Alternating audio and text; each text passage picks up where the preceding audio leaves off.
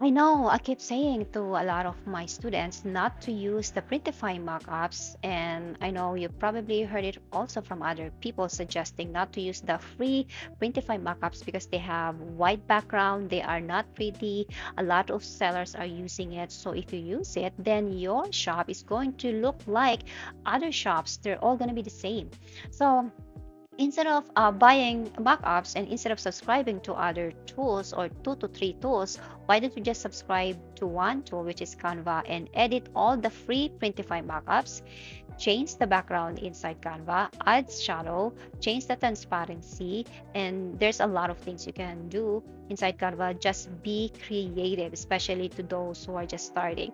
Okay, that way you can save a lot of money, and then your mockups is going to be unique. You can do this with your blanket, your mugs, phone case.